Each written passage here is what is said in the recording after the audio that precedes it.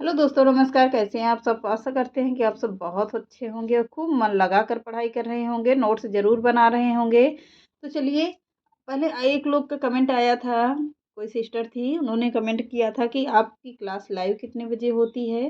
तो आप लोग कमेंट कर दीजिए कि हमको आप लोग कितने बजे फ्री रहते हो? तो कमेंट करके बताइएगा कि आप लोग जितने बजे फ्री रहें, हम उतने ही टाइम लाइव आ जाया करें और आप लोगों को क्लास देने की कोशिश करेंगे। तो चलिए, आज के सेशन को पहला प्रश्न देखते हैं। विक्रमोर्वशी की मूल कथा नामक निबंध के लेखक हैं। पहला ही प्रश्न देख लेते हैं। विक्रमोर्वशी की मूल कथा नामक निबंध के लेखक हैं चंद्रधर शर्मा गुलेरी, या रामचंद्र शुक्ल हैं, अज्ञेय हैं, या इनमें से कोई नहीं होगा। तो विक्रमोर्वशी की मूल कथा नामक निबंध है चंद्रधर शर्मा गुलेरी जी का। पहला ही ऑप्शन बिल्कुल सही है। अगला देखते हैं। निम्नांकित में से किस ग्रंथ में के लेखक रामविलास शर्मा नहीं हैं?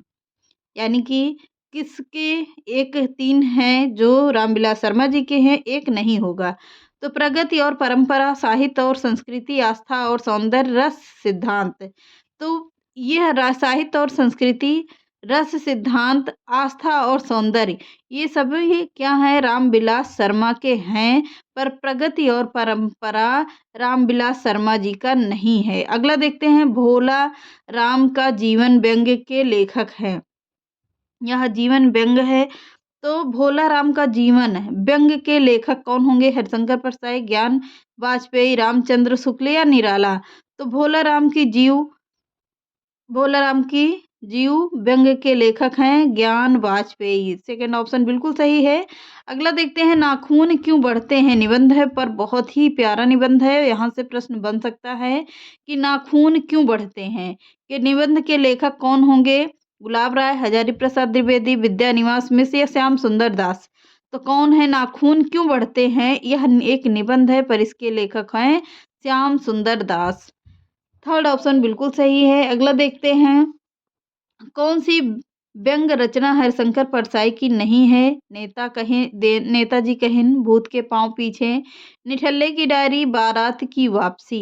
तो कौन सी व्यंग्य हर रचना हरिशंकर परसाई की नहीं है? तो नेता कहिन। यह किसकी है? हरिशंकर परसाई की नहीं है। निठल्ले की डायरी, भूत के पांव पीछे, बारात की वापसी, ये तीनों रचना किसकी हैं? हरिशंकर परसाई की हैं। पर नेताजी कहिन यह हरिशंकर परसाई जी का नहीं है। अगला देखते हैं। निम्नांकित में कौन सी पुस्तक हजारी प्रसाद द्विवेदी ने नहीं लिखी है? अशोक के फूल, कबीर, नया साहित्य, या कुटज। तो कौन सी नहीं है पूछ रहा है। तो पुस्तक कौन सी नहीं है? नया साहित्य। यह पुस्तक नहीं है। अशोक के फूल, कबीर, कुटज क्या है? हजारी प्रसाद का। पर नया साहित्य नहीं होगा। अगला देखते हैं। किस प्रकार के निबंध में समास शैली प्रयुक्त होती है? भावात्मक, विवरणात्मक, वर्णनात्मक, विचारात्मक। तो कौन सी प्रयुक्त नहीं होती है? विवरणात्मक होती है। सेकेंड ऑप्शन बिल्कुल सही है। आगे देखते हैं। निम्नांकित में से विद्यानिवास मिश्र की कृति नहीं है? रस आखेटक, तुम चंदन हम पानी, मेरे राम का मुकुट भीग रहा है, शिरीष की याद आई। तो कौन सा नहीं है पूछ रहा है। तो नहीं है पर विशेष ध्यान दीजिए कि कृति को नहीं है ज़्यादा पूछता है। तो सीरीज की याद आई, यानी फोर्थ ऑप्शन बिल्कुल सही है। अगला देखते हैं। यदि प्रेम स्वप्न है तो श्रद्धा जागरण है। यदि प्रेम स्वप्न है तो श्रद्धा जागरण है। यह पंक्ति किस निबंध में लिखी गई है? इस निबंध से ली गई है पूछ रहा है। यदि प्रेम स्वप्न है तो श्रद्धा जागरण है। यह पंक्ति निबंध से ली गई है। भाव या मनोविज्ञान, मनोविकार, कविता क्या है? श्रद्धा, भक्ति, करुणा। तो यदि प्रेम स्वप्न है तो श्रद्धा जागरण है। यह पंक्ति ली गई है किससे? भाव या मनोविकार से ली गई है। पहला ऑप्शन बिल्कुल सही है। अगला देखते हैं। निबंध संग्रह शब्दिता के रचनाकार हैं विवेकी राय, निर्मला वर्मा, धर्मवीर भारती, या पंडित निवास मिश्र। तो कौन कह रहा है? निबंध संग्रह शब्दिता के रचनाकार हैं विवेकी राय। पहला ही ऑप्शन बिल्कुल सही है। अब आज हम लोग पढ़ेंगे क्या? अब वो प्रश्न खत्म हो गए कहानी से, अब हम लोग पढ़ेंगे आलोचना। आलोचना के लेखक कौन है? आलोचना भी प्रश्न में आता है, पूछा जाता है। तो हिंदी साहित्य विक्रम विमर्श के लेखक हैं नलिन बिलोचन शर्मा, विश्वनाथ प्रसाद मिश्र, पद्मलाल पुन्नालाल बख्शी। तो कौन है? नहीं पूछ रहे। हिंदी साहित्य विमर्श के लेखक कौन होंगे? नलिन बिलोचन शर्मा। यह कैसी रचना है? तो यह एक आलोचनात्मक रचना है। हिंदी साहित्य विमर्श, पहला ही ऑप्शन बिल्कुल सही है। आगे देखते हैं। अगला है छायावाद स्थूल के प्रति सूक्ष्म का विद्रोह है, किसका कथन है? कथन किसका है? नागेंद्र, नामवर सिंह, नंद दुलारे वाजपेयी या रामविलास शर्मा। तो छायावाद स्थूल के प्रति सूक्ष्म का विद्रोह, यह कथन नंद दुलारे वाजपेयी जी का है। थर्ड ऑप्शन बिल्कुल सही है। अगला देखते हैं। कबीर बाज की बाज कबीर बाज भी कपोत भी पपीहा भी के लेखक हैं। वेरी इंपॉर्टेंट रचना है, नई रचना है, आप लोगों से पूछी जा सकती है, तो इसको जरूर देखिएगा। कबीर बाज भी है, कपोत भी है, पपीहा भी के लेखक कौन हैं? रामदरस मिश्र, धनंजय वर्मा, विष्णुकांत शास्त्री या डॉक्टर धर्मवीर भारती। तो कौन होंगे? रामदरस मिश्र हैं। कबीर बाज भी, कपोत भी और पपीहा भी के लेखक कौन है? रामदरस मिश्र। पहला ही ऑप्शन बिल्कुल सही है। अगला देखते हैं। भारत में अंग्रेजी राज और मार्क्सवाद के लेखक हैं राम कुमार वर्मा, रामविलास शर्मा, इंद्रनाथ मदान या विश्वनाथ त्रिपाठी। तो भारत में अंग्रेजी राज और मार्क्सवाद के लेखक हैं रामविलास शर्मा। सेकेंड ऑप्शन बिल्कुल सही है। अगला देख लेते हैं। आलोचना आलोचना को भाषाई रीतिबद्धता ने से उन्होंने वैसे ही मुक्त किया जैसे निराला ने कविता को छंदों के बंधन से। कथन किसके संबंध में है? नागेंद्र के, नंद किशोर आचार्य या रामविलास शर्मा या नंद दुलारे वाजपेयी। तो किसके कह रहा है? डॉक्टर नागेंद्र के। किसके? डॉक्टर नगेंद्र के है। पहला ही ऑप्शन बिल्कुल सही है। अगला है अरस्तु का काव्य शास्त्र के लेखक हैं कौन है? भागीरथ मिश्र हैं, डॉक्टर नागेंद्र हैं, डॉक्टर जगदीश गुप्त हैं या राम मूर्ति त्रिपाठी हैं। तो कह रहा है? अरस्तु का काव्य शास्त्र के लेखक हैं राम मूर्ति त्रिपाठी। फोर्थ ऑप्शन बिल्कुल सही है। अगला देखते हैं। कविता के नए प्रतिमान के लेखक कौन है? लक्ष्मीकांत वर्मा, नामवर सिंह, परमानंद श्रीवास्तव, अज्ञेय। तो कौन कह रहा है? कविता के नए प्रतिमान के लेखक हैं नामवर सिंह। अगला देखते हैं। रस मीमांसा नामक आलोचना पुस्तिका के लेखक हैं कौन है? आचार्य शुक्ल, डॉक्टर नागेंद्र, अशोक वाजपेयी या हजारी प्रसाद द्विवेदी। तो रस मीमांसा नामक आलोचना पुस्तिका के लेखक हैं आचार्य रामचंद्र शुक्ल, यानी शुक्ल शॉर्ट में नाम दिया गया। अगला देखते हैं। भाषा और समाज कृति के लेखक हैं समीक्षा ठाकुर, रामदरस मिश्र, रामविलास शर्मा या श्याम सुंदर दास। तो भाषा और समाज कृति के लेखक कौन होंगे? रामदरस मिश्र हैं। सेकंड ऑप्शन बिल्कुल सही है। भारतेंदु युग और हिंदी की विकास परंपरा के लेखक हैं अशोक वाजपेयी, बच्चन सिंह, रमेश चंद्र शाह या रामविलास शर्मा। तो कौन होंगे? भारतेंदु युग और हिंदी भाषा की विकास परंपरा के लेखक हैं रमेश चंद्र शाह। अगला देखते हैं। मध्यकालीन बोध का स्वरूप पुस्तक के लेखक हैं महावीर प्रसाद द्विवेदी, हजारी प्रसाद द्विवेदी, श्याम सुंदर दास या आचार्य शुक्ल। तो किसके बारे में पूछ रहा है? पुस्तक के लेखक कौन सी पुस्तक है? मध्यकालीन बोध का स्वरूप पुस्तक के लेखक कौन होंगे? हजारी प्रसाद द्विवेदी जी हैं। अगला देखते हैं। दूसरी परंपरा की खोज के लेखक कौन हैं? Doctor Laxmikant Verma, doctor Namvar Singh, doctor Nagendra या डॉक्टर बच्चन सिंह। तो दूसरी परंपरा की खोज के लेखक कौन होंगे?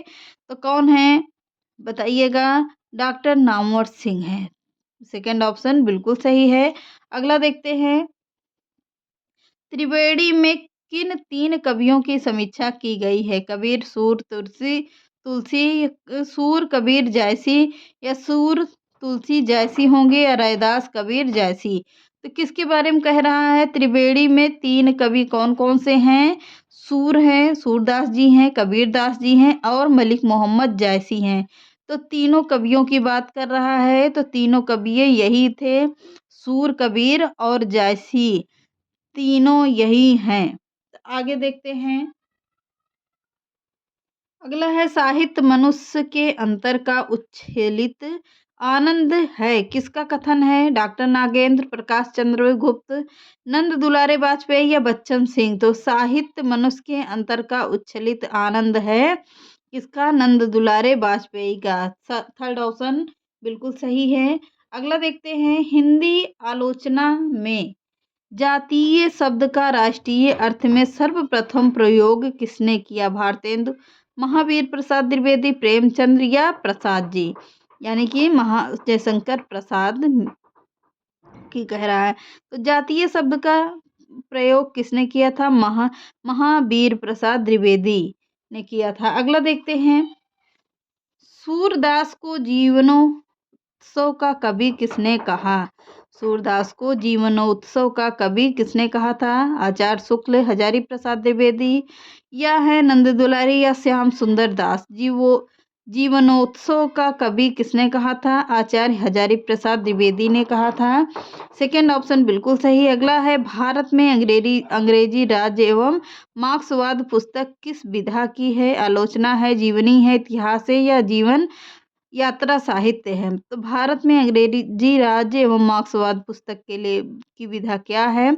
यह एक जीवनी है। क्या है? जीवनी है। महाकवि सूरदास किसकी आलोच्य कृति है? महाकवि सूरदास किसकी आलोच्य कृति है? हजारी प्रसाद द्विवेदी की है, रामचंद्र शुक्ल की है, आचार्य दुलारे वाजपेयी की है या डॉक्टर नागेंद्र की है। तो किसकी है? महाकवि सूरदास की आलोच्य क्या है? यह एक कृति है, पर किसकी है? डॉक्टर नागेंद्र की है। अगला देखते हैं, महावीर प्रसाद द्विवेदी और हिंदी नवजागरण के लेखक हैं रामविलास शर्मा, नामवर सिंह, डॉक्टर नागेंद्र या नंद दुलारे वाजपेयी। तो महावीर प्रसाद द्विवेदी और हिंदी नवजागरण के लेखक हैं डॉक्टर नागेंद्र की रचना है। अगला देखते हैं, किस ग्रंथ के लेखक रामविलास शर्मा नहीं हैं? भारत में अंग्रेजी राज और मार्क्सवाद, भाषा और समाज, नई कविता और अस्तित्ववाद, नई कविता के नए प्रतिमान। तो कौन नहीं है पूछ रहा है? भारत में अंग्रेजी राज और मार्क्सवाद पहला ही नहीं है, बाकी तीनों भाषा और समाज, नई कविता और अस्तित्ववाद, तीनों इन्हीं की पुस्तक है। अगला देखते हैं, निम्नलिखित में से कौन संस्कृत समीक्षा पद्धति से संबंधित नहीं है? रस, अलंकार, ध्वनि या शैली विज्ञान। तो किससे नहीं है पूछ रहा है? तो ध्वनि नहीं है, बाकी और तीनों रस, अलंकार, शैली विज्ञान तीनों माने जाते हैं। अगला है, निराला की साहित्य साधना आलोचनात्मक कृति के कितने भाग हैं? 2, 1, 3, 4। तो कितने भाग माने जाते हैं? कितने होंगे? तो चलिए देखते हैं कितने हैं पूछ रहा है, कितने भाग हैं? तो 3 भाग हैं। कितने? 3 भाग हैं। अगला देखते हैं, हिंदी के काव्य भाषा परक समीक्षक का नाम है डॉक्टर रघुवंश, विजय देव, नारायण शाही, नेमिचंद्र जैन, रामस्वरूप द्विवेदी। तो कौन होंगे? रामस्वरूप द्विवेदी जी हैं, समीक्षात्मक नाम है। अगला देख लेते हैं, संवेदनात्मक ज्ञान और ज्ञानात्मक संवेदन सूत्र के प्रयोक्ता हैं रमेश कुंतक में, विजय देव, नारायण शाही, मुक्तिबोध या मनोहर श्याम जोशी। तो कौन है पूछ रहा? सूत्र है, प्रयोग क्या है? तो विजय देव, नारायण शाही। सेकंड ऑप्शन बिल्कुल सही है। तो चलिए आज के सेशन को यहीं पर समाप्त करते हैं।